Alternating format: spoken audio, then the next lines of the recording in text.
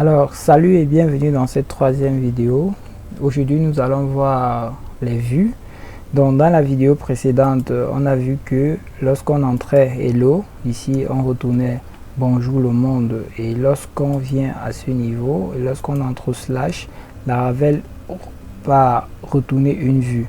Donc, vous allez voir que dans la première route, lorsqu'on dit retourne view, Laravel va chercher une vue qui s'appelle welcome et l'affiche. Et dans la deuxième route, lorsqu'on dit que lorsqu'on entre hello, Laravel retourne une chaîne de caractères dont c'est bonjour le monde. Donc maintenant, où est-ce que Laravel prend cette vue? C'est ça le but de la vidéo d'aujourd'hui. Où est-ce que Laravel prend cette vue? Là, pour trouver là où Laravel prend cette vue, il suffit de venir dans ressources, view, et ici, et on a welcome. Donc comme vous pouvez voir ici, on a welcome.blade.php.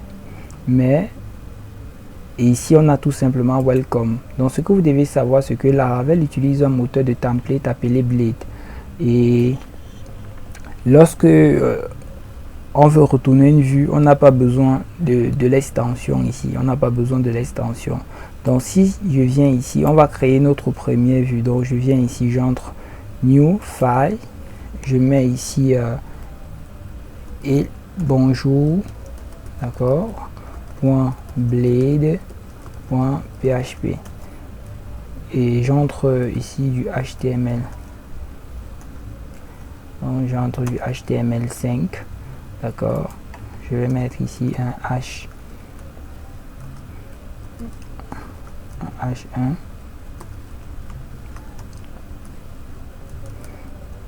Et mettre I'm here.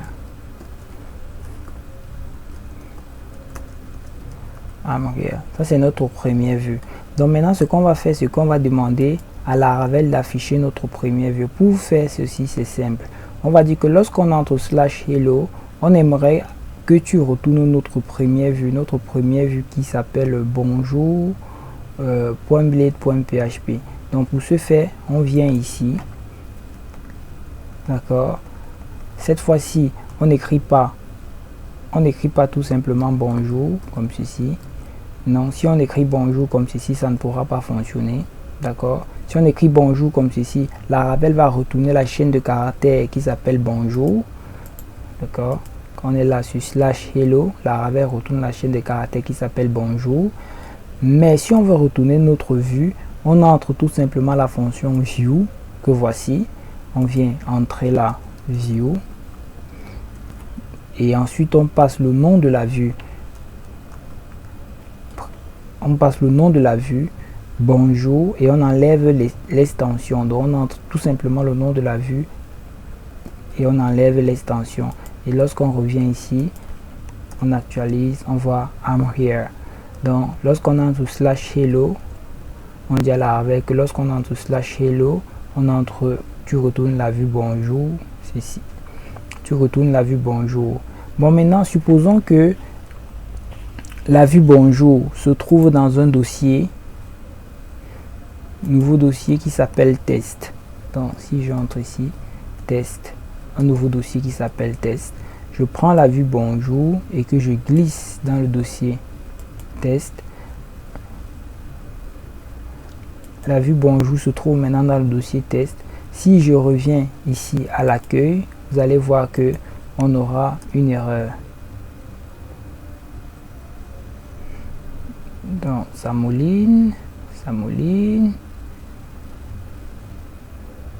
Comme vous pouvez voir, on nous dit que la vue bonjour n'existe pas. View bonjour not found. Ça veut dire que la vue bonjour n'existe pas, tout simplement parce que la vue bonjour se trouve dans un dossier test. Donc pour afficher maintenant la vue bonjour, vu que elle se trouve dans un dossier test, il suffit d'indiquer à Laravel que la vue bonjour se trouve dans un dossier nommé test. Pour ce faire, on écrit tout simplement test.bonjour, test.bonjour, comme ceci. Donc si on vient ici, on actualise, on voit que ça s'affiche encore. Donc lorsqu'on met test.bonjour, ça veut dire que va dans le dossier test, d'accord, et tu prends la vue bonjour, tu l'affiches. On pouvait également enlever le test et on met le slash comme ceci. Je pense que ça doit également fonctionner. Donc on met slash.